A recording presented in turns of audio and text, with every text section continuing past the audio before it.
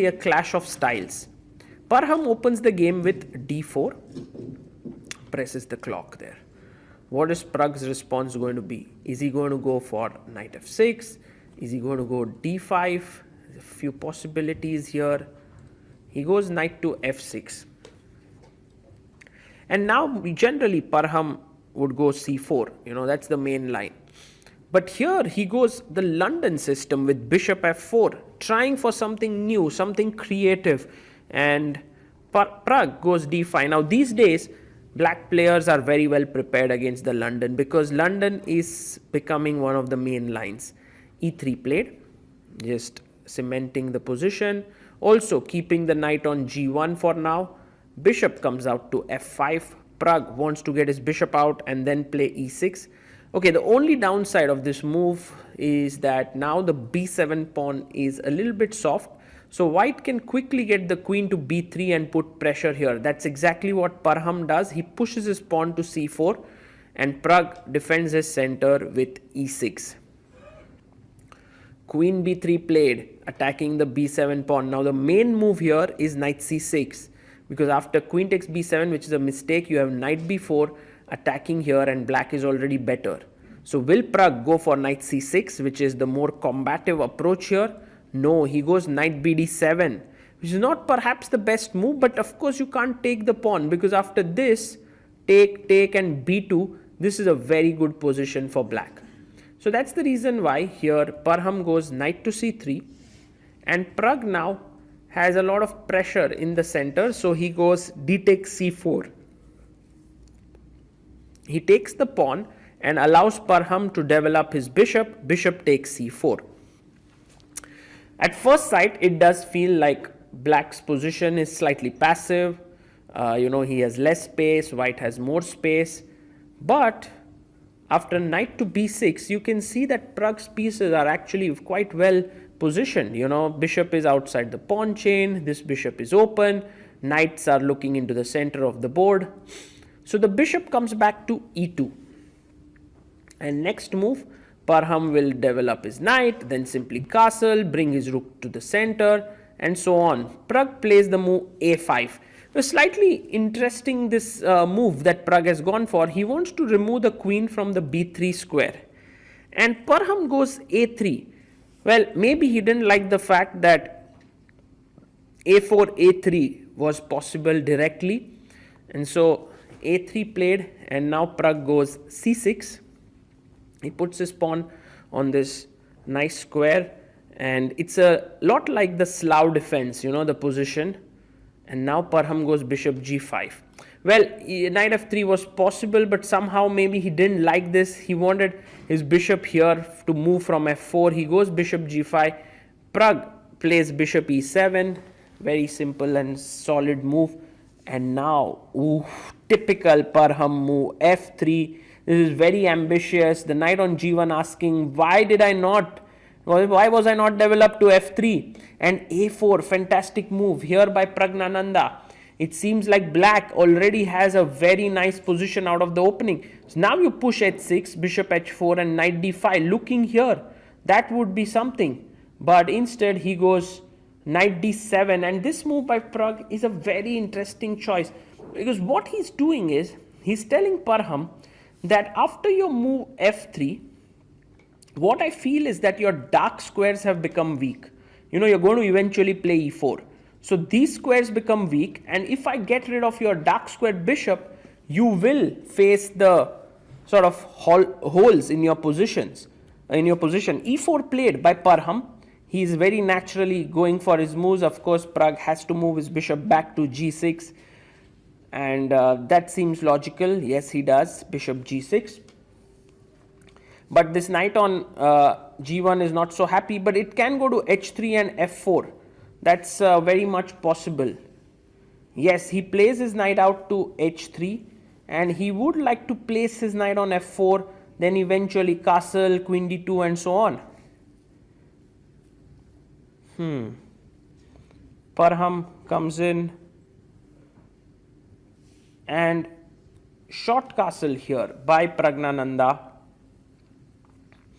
He brings his king to safety. and now white also short castles here, which is a good idea. So this position somehow looks around even, but Pragg goes f6, and his idea is very simple. He wants to play e5, get his bishop then to f7 where it will be more active. So Parham really now expanding here, he pushes his pawn to f4. He pushes his pawn forward. Pragg goes e5, which is the best move in the position. He also fights back in the center because not all the space is for white, and actually this leads to some positional repercussions, because now if you see, the central structure is that white's pawns, so the central structure is such that white's pawns are on light squares here, while the black pawn is on a dark square on e5. So in that sense, clearly Praggnanandhaa is positionally better, but Parham has these pawns in the center and they can become dangerous. So queen e1 played. Is Parham angling for g4, g5? Could be. But meanwhile, Praggnanandhaa going here, he is looking for the b3 square, then d4. His bishop is well placed, his knight is well placed. This is looking like a very promising position for Pragg, and that too with the black pieces after just 20 moves. This is a nice feeling here, and both Pragg and Parham are on 1 out of 1, so whoever wins this game becomes the leader of the tournament. Pragg plays his bishop to c4, and now this is a slightly weird decision because white's bishop was not the best piece. But what Pragg feels is that this bishop is actually controlling important squares like the d3 square. And if I get rid of it, then my pieces can start entering here in the center of the board. So it's a more, like not a positional one, but a more dynamic decision there by Pragg. Knight f2, Parham is trying to control this square, also intending later to go knight g4 to put pressure on the e5 point. Bishop takes bishop has occurred, and now rook takes e2 is very likely to happen. That's what Parham plays. He takes the bishop with his rook, and now will Pragg get into the c4 square? He does so. He brings his knight into the center of the board. The knight can look at the b2 square, also these critical squares here, and Parham goes knight to g4.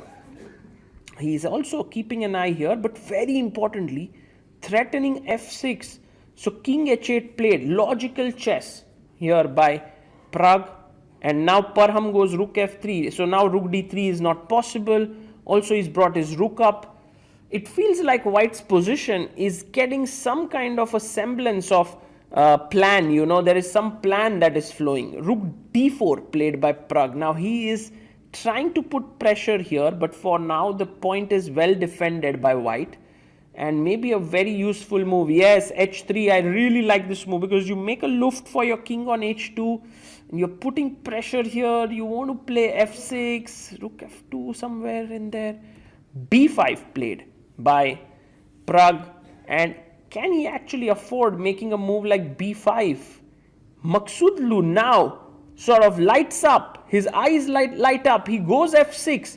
Is this pawn sacrifice a good one? Pragg takes it, and he asks Maghsoodloo, why did you give up a pawn? Because if you take here, this is well defended point for me as black. But Maghsoodloo's idea was rook e f2, and now all of a sudden he has play here on the f6 point. Now Pragg, if he's unambitious, he can take on e4, and then we have mass trades because f6 will also hang. But instead Pragg goes very, very ambitious. He says, I'm going to defend my f6 pawn, I'm a pawn up, and I'm going to play this position. But for Parham now, this is the kind of positions he loves, where there is initiative, there is attack, knight h6, fantastic move. Look, there is some pressure on g8, there is pressure on f7, and more importantly, knight is coming to f5 to fork here. So Pragg now jumps in, knight to d2 played, he is attacking the rook has to move, but where exactly? If you go rook f5, you will lose this e4 pawn. So you may have to go rook e3. That seems like the best move. He goes rook e3. He plays his rook passively. Maybe Pragg can try and sort of repeat here, knight c4. But then there's already knight f5. So maybe there's no repetition as well. Queen e6 played by Pragg. He's just trying to make certain moves. Also time-wise, both players down to their last 5 minutes for Pragg, 7 minutes for Parham. And they have to make another 8 moves before time control. 30 minutes will be added after 40 moves. Queen h4 played. Again, slowly putting pressure here, and also Parham wishes to get his rook to g3. Now knight f5 looks like a very powerful move here for Parham, attacking this here rook, but he goes rook f5 and he is aiming for rook h5, rook g3, knight f5, then put pressure here, then the rook coming here. Somehow it's just so easy to play as white here, it feels. He goes b4, and Pragg's idea here with b4 is to create some play on the queen side. The best move was to wait with queen e7, but after b4 takes, rook takes, now Pragg's pieces are slightly offside. The best move according to the engine is rook f2. Generally such moves are very difficult to find because they are backward moves. Also Parham had gone rook f5, so he goes queen g4, and with queen g4 his idea is rook g3 and just mate. That's his plan. It's a very simple but brutal plan. Rook goes back to b8, and this is the problem when you are just left with 3 seconds. Pragg was down to his last few seconds and he makes a move very quickly, and now Parham goes rook g3, threatening a mate. Queen e7 is the best move here. Just keep your queen there, but Pragg wants to move his queen somewhere else.